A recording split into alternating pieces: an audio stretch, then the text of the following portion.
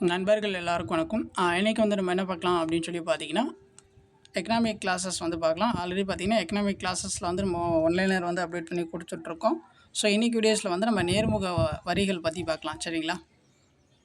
நம்ம சேனலில் வந்து ரெகுலராக வந்து ஒன்லைனர் வந்து அப்டேட் பண்ணி கொடுத்துட்ருக்கோம். நம்மளோட சேனல் சப்ஸ்கிரைப் பண்ணாதுங்க, கொஞ்சம் சப்ஸ்கிரைப் பண்ணி அதை ஃபாலோ பண்ணி வச்சுக்கோங்க. இன்றைக்கி நேர்முக வரிகள் பற்றி வந்து டீட்டெயிலாக வந்து பார்த்துடலாம். ஃபஸ்ட்டு பாயிண்ட் பாருங்கள். நேர்முக வரி சுமையை வரி செலுத்துவோர் மற்றவர் மீது இயலாது. சரிங்களா? நேர்முக வரி சுமையை வரி செலுத்துவோர் மற்றவர் மீது மாற்ற இயலாது. ரெண்டாவது பாயிண்ட் பாருங்கள். தனியாலோ நிறுவனமோ நேரடியாக அரசுக்கு வரி செலுத்துவதை குறிப்பது தான் பார்த்திங்கன்னா நேர்முக வரி அப்படின்னு சொல்லிட்டு சொல்கிறாங்க. வரி செலுத்துபவரும் வரி விதிக்கப்பட்டவரும் ஒருவரே எனில் அது பார்த்திங்கன்னா நேர்முக வரி அப்படின்னு சொல்லிட்டு சொல்கிறாங்க. ஸோ நேர்முக வரிகள்லாம் வந்து என்னென்ன அப்படின்னு சொல்லி கொடுத்துருக்காங்க பாருங்கள். சொத்து வரி, வருமான வரி, நிறுவன வரி, நில வரி, செல்வ வரி, இது எல்லாமே பார்த்திங்கன்னா நேர்முக வரி. ஸோ அதுக்கப்புறம் பார்த்திங்கன்னா நன்கொடை வரி, மரண வரி, கேளிக்கை வரி, பத்திரங்கள் மீதான வரி, இது எல்லாமே பார்த்திங்கன்னா நேர்முக வரிகள். சரிங்களா? ஸோ அடுத்து பாருங்கள்.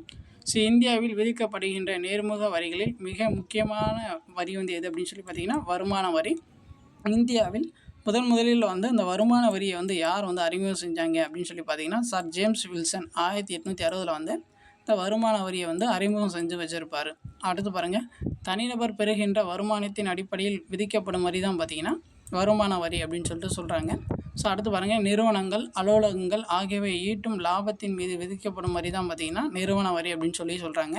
தனிநபர் சொத்து மற்றும் நிறுவன சொத்தின் நடப்பு சந்தையின் மதிப்பின் அடிப்படையில் விதிக்கப்படும் வரி தான் பார்த்திங்கன்னா சொத்து வரி அல்லது செல்வ வரி அப்படின்னு சொல்லி சொல்கிறாங்க. அடுத்து பாருங்கள். உள்ளூர் அரசாங்கத்தால் உள்ளாட்சி அரசால் வசூலிக்கப்படுவது சொத்து வரி அப்படின்னு சொல்லி சொல்கிறாங்க. அடுத்து பாருங்கள். திருமண பதிவு, சொத்து ஆவணம், ஒப்பந்த பத்திரம் மீது விதிக்கப்படுவது தான் பார்த்திங்கன்னா முத்திரைத்தாள் வரி அப்படின்னு சொல்லி சொல்கிறாங்க.